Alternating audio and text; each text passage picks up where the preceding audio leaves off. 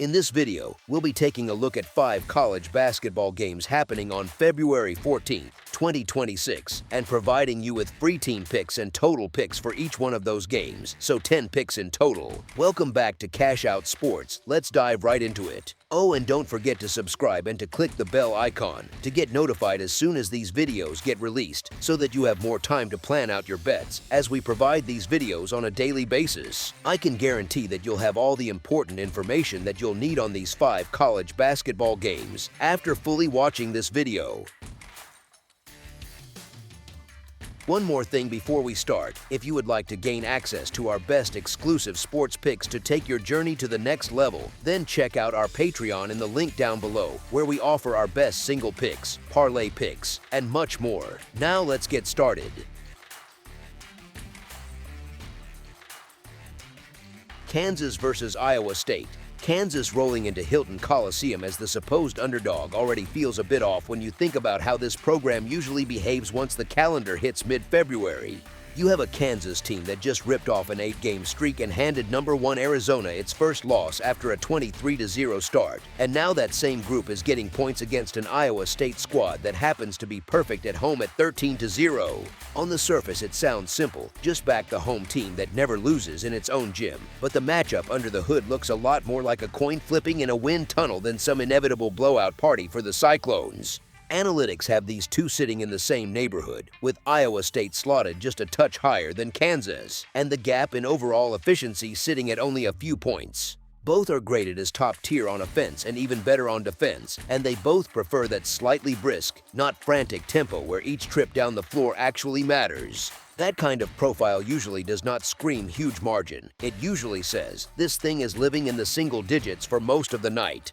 The first meeting between these two is a nice little reminder of what happens when Kansas really locks into the game plan. They did not just beat Iowa State in Lawrence, they smacked them 84-63, snapped the Cyclones' unbeaten run, and basically led from the opening possessions to the final horn.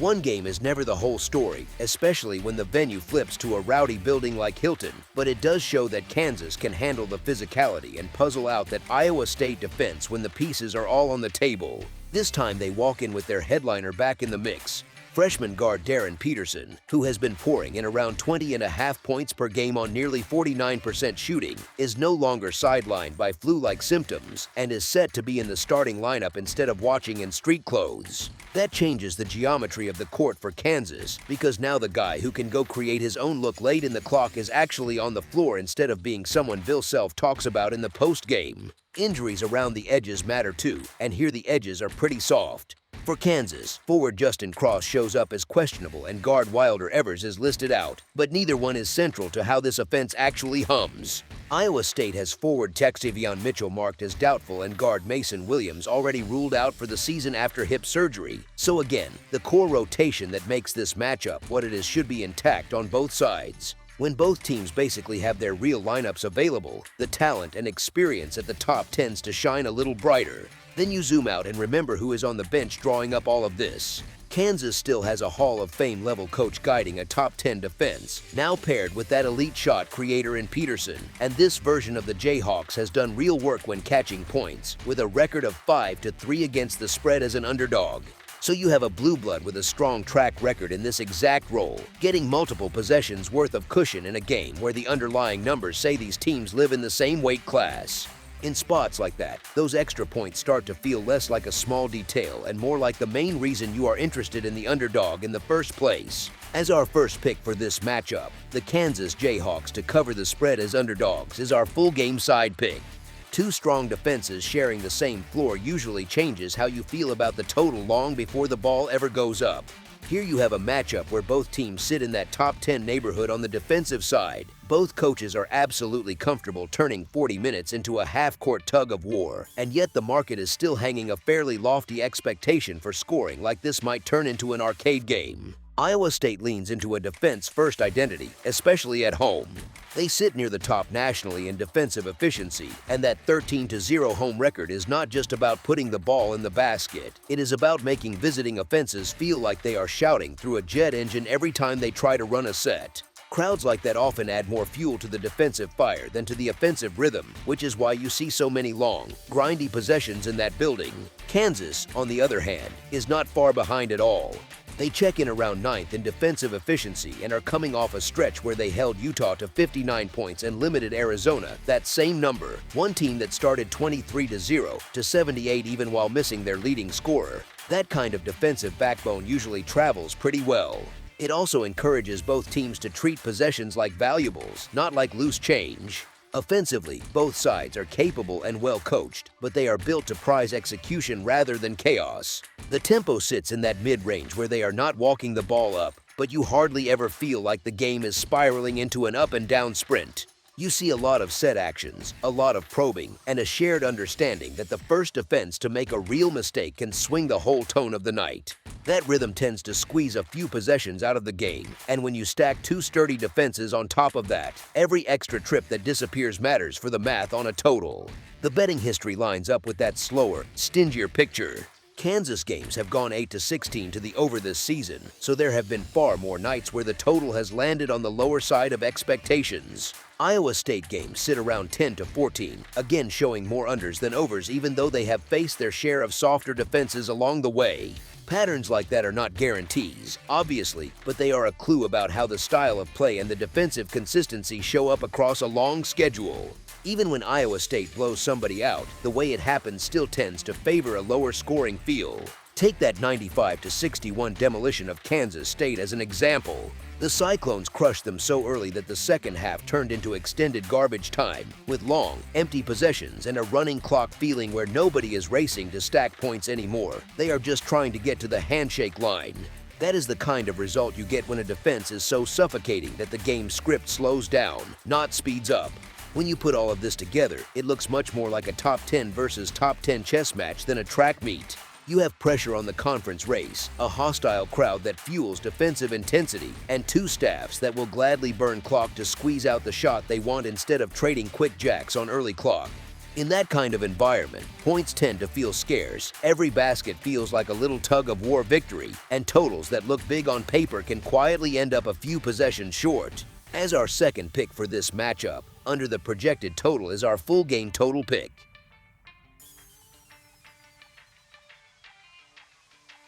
Colorado versus BYU. Colorado faces BYU in Provo on February 14, 2026, and the matchup feels more like a homecoming concert than a regular season stop for the Cougars. The building will be packed, the noise will be sharp, and with Jimmer Fredette getting his jersey lifted, the whole thing has the emotional weight of a Netflix sports doc episode rather than a standard league game. Colorado comes in looking like the weary opening act that has been on the road a bit too long, while BYU slides into the role of headliner with the lights, sound, and crowd all wired in their favor.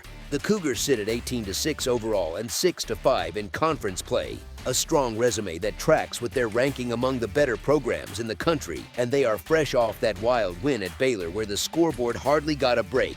Colorado, on the other side, sits at 14-11 and 4-8 in league play, which already tells you they have been stuck in the mud more often than not, but the real issue is how they have looked away from home.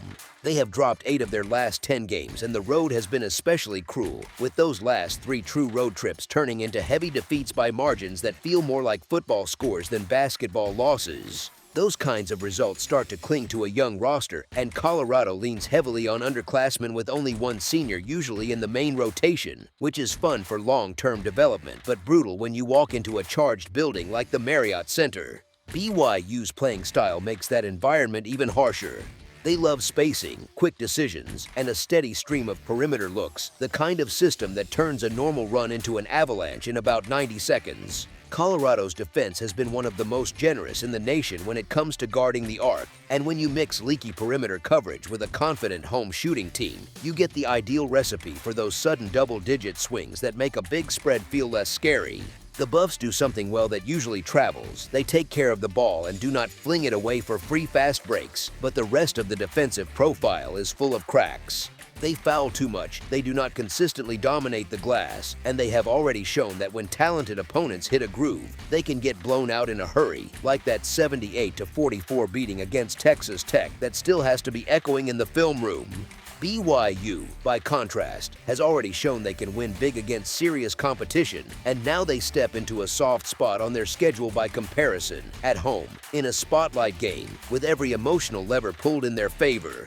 Home blowouts usually follow a pattern, and this game checks a lot of boxes for it. The better, more experienced team playing fast at home, facing a young opponent that already struggles defensively and has a track record of getting run off the floor on the road, is the kind of setup that often ends with reserves dribbling out the clock while the starters smile on the bench. Even if Colorado starts well, the cumulative noise, altitude, and constant shot-making pressure can wear on legs and focus, and that is when separation usually appears, in those 4 or 5 minute stretches where every miss on one side turns into a clean look on the other. As our first pick for this matchup, the BYU Cougars to cover the spread as favorites is our full game side pick.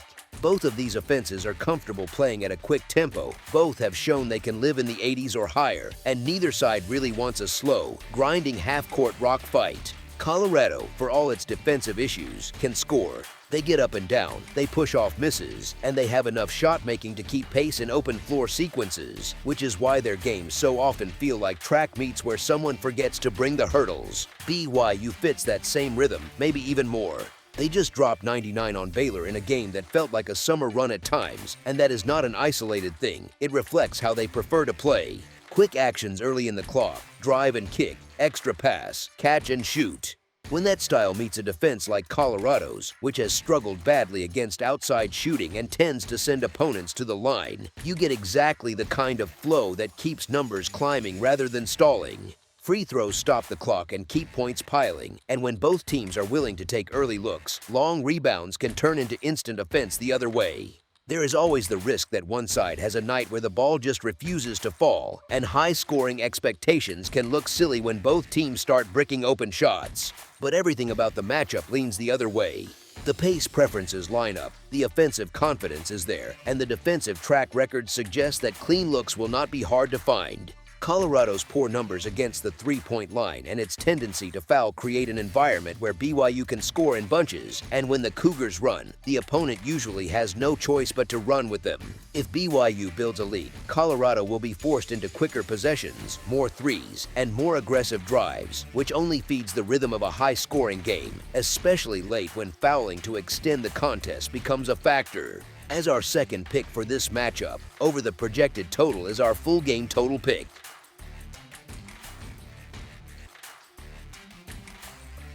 Louisville versus Baylor. Louisville is playing like a snowball rolling downhill, growing with every possession, and Baylor finds itself standing in that path right now.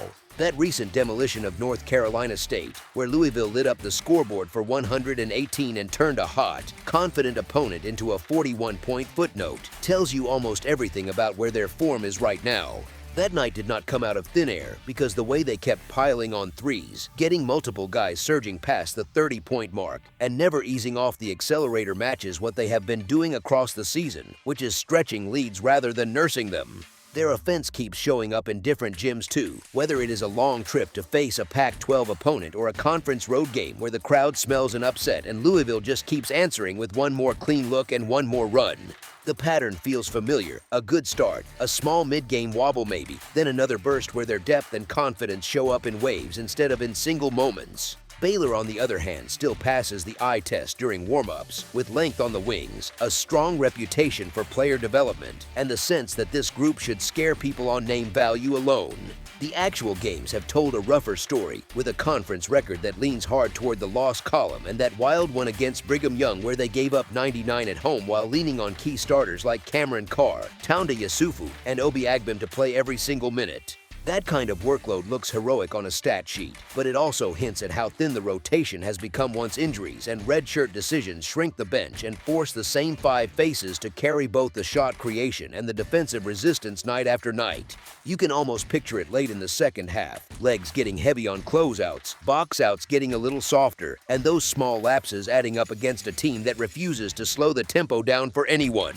A neutral floor takes away the comfort of the home crowd and the familiar rims, and it asks a short-handed group to keep pace with a team that is perfectly happy to raise the tempo and quietly test how much stamina those heavy-minute players really have. The longer that kind of matchup goes, the more likely it becomes that one side is still throwing fresh bodies and fresh energy at the problem while the other is simply trying to hang on and avoid that one decisive run where the gap suddenly feels permanent. Honestly, the overall shape of this matchup points toward the team that has been stretching margins all season, rather than sweating out constant coin flip endings, having the clearer path to outperforming the number tied to their side of the spread. As our first pick for this matchup, the Louisville Cardinals to cover the spread as favorites is our full game side pick. Louisville leans into a style that favors early offense, quick spacing, and an almost casual hunt for open threes before the defense can get its feet under it, and that is exactly what showed up in that explosive outing against North Carolina State. That night with 118 on the board and 18 makes from deep did not feel like some random heater. It felt like the purest version of what they aim to do, which is keep pressure on you from the arc and then punish you when you overreact. Even in games where they do not flirt with school records, the expectation for them has been a high-tempo rhythm, and when their defense leaks a bit, the response has usually been to answer with more scoring rather than to slow things down and squeeze every possession. Let me explain why that matters for the total, because it signals that if they hit a rough stretch on one end, the adjustment comes on the offensive side with more pace, more movement, and more shots instead of a deliberate attempt to bleed clock. Baylor fits as a dance partner for that kind of script, since their season has been full of nights where they put plenty of points on the board themselves while also allowing opponents to feel a little too comfortable creating good looks on their own offensive end. That 99-94 shootout with Brigham Young told the story in one neat snapshot, with high-scoring guards carrying huge minute loads and a defense that never really found a way to put a lid on things from the three-point line or in transition. A shorter rotation and tired legs usually show up first on defense, and that is especially true when you are facing a team that keeps running, keeps cutting, and keeps spotting up from deep instead of settling for late clock heaves. A neutral arena with bright lights, television cameras, and a whistle that is likely to reward aggressive drives and three-point shooters tends to tilt games toward more possessions, more free throws, and more second-chance looks off long rebounds. The blend of Louisville's aggressive offensive personality and Baylor's tendency to trade buckets instead of stacking stops creates a setup where long stretches of back and forth scoring feel more likely than a slow, choppy grind where both sides are stuck searching for rhythm. The realistic picture for this matchup leans toward a total that reflects one team pushing into the 90s, while the other lives somewhere in the 70s or 80s, with only truly cold shooting or a strange whistle capable of dragging the combined number down into something that looks modest. As our second pick for this matchup, over the projected total is our full game total pick.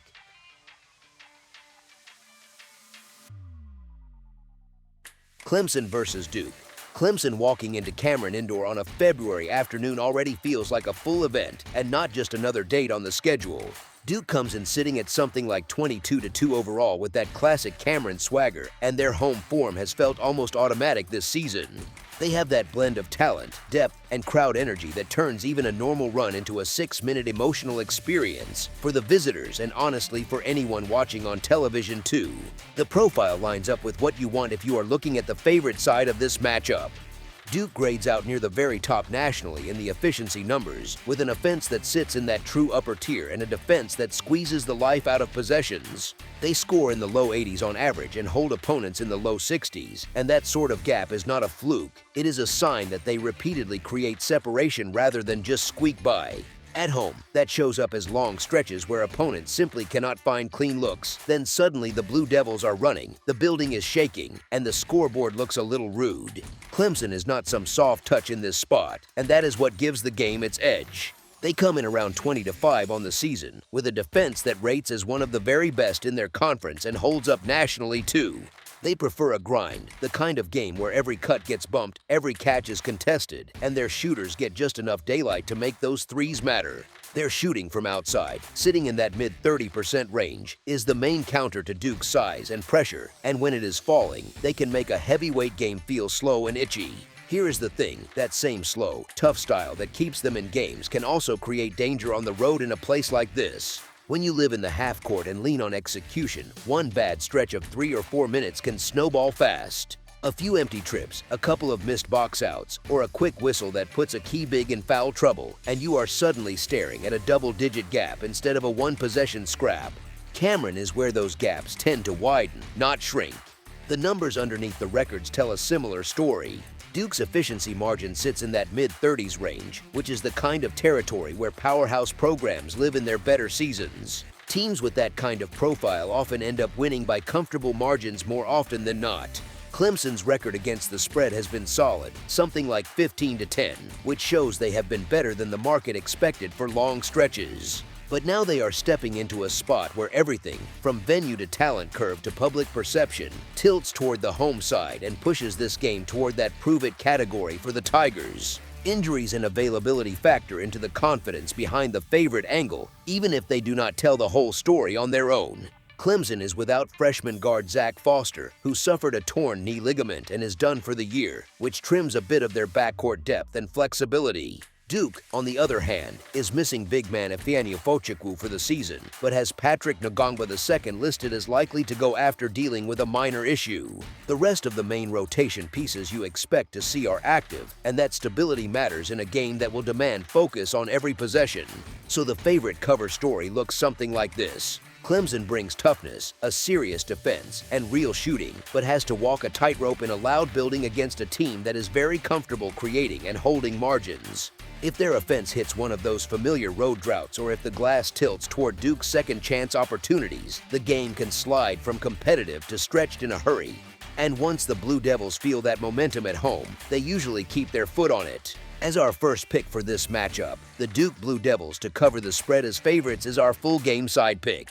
On paper, you see Duke floating in the low 80s and Clemson in the mid-70s, and your first instinct might be to expect a more free-flowing game. Honestly, that is the trap a lot of people fall into when they only look at raw points per game and ignore how those points actually happen. Let me explain. Both teams have leaned toward lower scoring outcomes more often than not this season, especially relative to what odds makers have projected. Clemson games have tilted more toward unders, somewhere around 10-15 on the underside, which shows that their physical style and methodical pace keep scores in check. Duke games have leaned under even more, sitting roughly 7-17 in that direction, which is a wild pattern for a team that can fill it up like they do.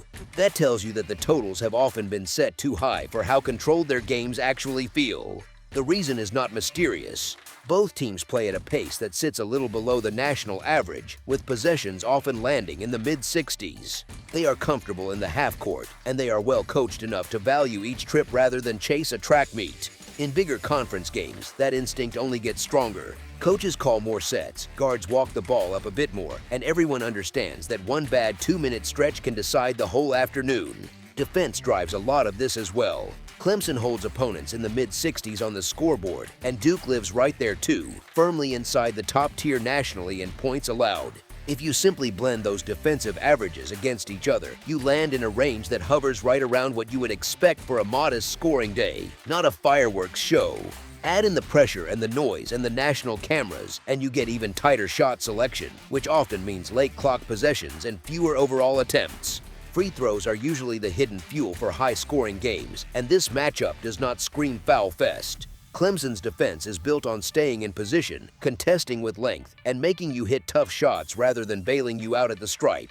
Duke, with its length and coaching, also prefers to contest vertically rather than swipe and reach. That leads to a game where there is plenty of contact and intensity, but not necessarily a parade to the line. Recent meetings between programs built like this, even when the rosters change, tend to follow a similar rhythm. You often see a game that hovers in that middle scoring band, where every run feels huge, but the total score never quite turns wild. It is the classic story where, with 5 minutes left, you look up and both teams are still hanging in the 50s or low 60s, and you realize the math is quietly favoring a lower final number. The current injury picture does not really push things upward either. Clemson losing Zach Foster removes a bit of bench pace and guard depth, which can lead to even more minutes for the main ball handlers and more deliberate possessions. Duke missing Fochukwu and relying on a slightly tighter and healthier core with Ngongba the second available leans toward a controlled rotation rather than a chaotic, up-and-down game with constant substitutions. That kind of structure usually helps defenses stay organized and keeps game flow steady rather than frantic. So the scoring script that fits most neatly looks like a tough, physical, half-court contest where both defenses show why their numbers are so strong, where tempo stays a little slower than people expect when they just think about brand names, and where the scoreboard climbs, but not so fast that it escapes that lower scoring lane that has followed these teams around all season. As our second pick for this matchup, under the projected total is our full game total pick.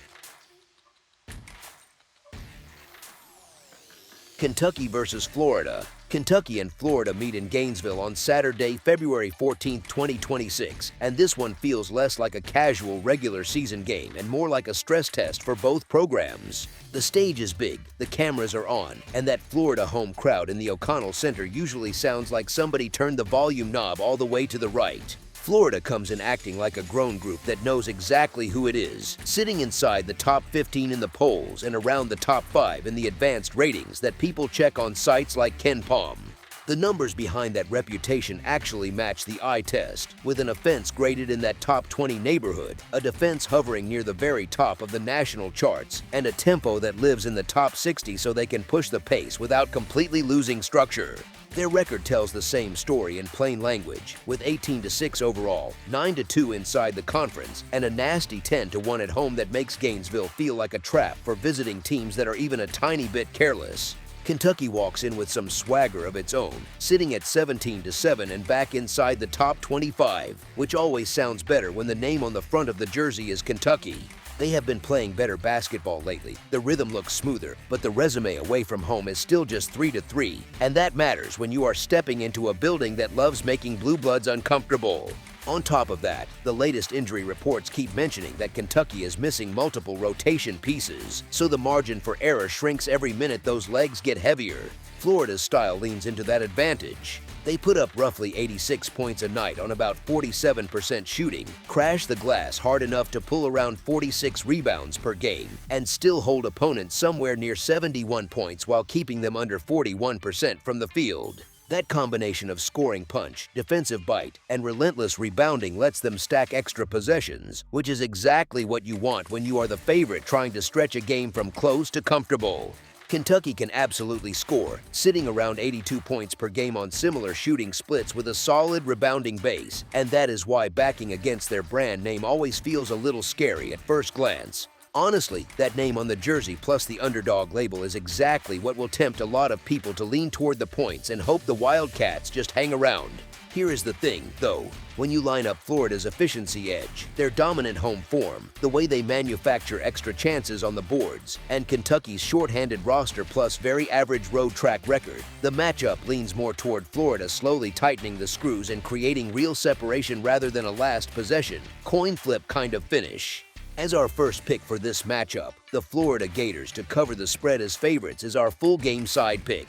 This matchup has that feel of a track meet that occasionally turns into a wrestling match for rebounds under the rim, the kind of game where you almost get tired just watching the pace on television. Florida's offense has been humming, dropping about 86.3 points per game, while Kentucky lives just over 81 points per game, so the natural expectation already leans toward a high combined total before you even start talking about any betting numbers. Those are not empty stats either. Florida plays at a tempo that hovers around 70 possessions per 40 minutes, which sits in that quick top 60 range, and they pair it with an attack that grades among the top 15 in offensive efficiency. Kentucky is not exactly eager to slow things down, bringing another efficient offense that is perfectly happy to run when there is space and to push off misses. The real kicker is what happens on the offensive glass. Florida regularly rips down more than 16 offensive rebounds a night, which feels demoralizing for opponents, and even Kentucky's own staff has talked about needing 13 or more offensive boards just to keep themselves fully in the conversation in this matchup. That is code for extra possessions, extra second chance points, and extra trips to the free throw line when bodies bang around in the paint. Even if both teams shoot only average from the field, those extra chances usually keep the scoreboard flipping faster than people expect. Recent results fit that picture nicely. Florida is coming off an 86-66 win over Georgia that landed in that high-scoring range all by itself, while Kentucky just survived a 74-71 grind against a tough Tennessee defense and still nudged that game into the mid-140s. So you get one team that just played a comfortable, high-scoring road win and another that pushed through a tight, physical game and still managed a healthy combined total. Layer on top of that the projection models that simulate this matchup thousands of times, many of which lean toward a higher scoring game script, and the story starts to sound familiar. Florida's pace and scoring gravity tend to pull opponents into faster, longer possessions. Kentucky has the firepower to answer, and foul trouble late can tack on even more points with the clock stopped. Sure, there is always a path where both defenses clamp down, a few shooters go cold, and whistles stay quiet, which drags things down a bit. But when you put together how these offenses usually perform, how much they attack the glass, and how this environment should fuel pace rather than kill it, the game profile looks much more like a full 40-minute sprint than a slow, methodical half-court chess match. As our second pick for this matchup, over the projected total is our full game total pick. That's all for now, so if you have any other games you would like reviewed, then leave a comment down below with the game you would like analyzed, subscribe to our channel, leave a like on this video, and we'll get to it as soon as we possibly can. We would also love to hear your opinion on the picks presented to you in this video, whether you agree or disagree with them, so leave a comment down below and do let us know.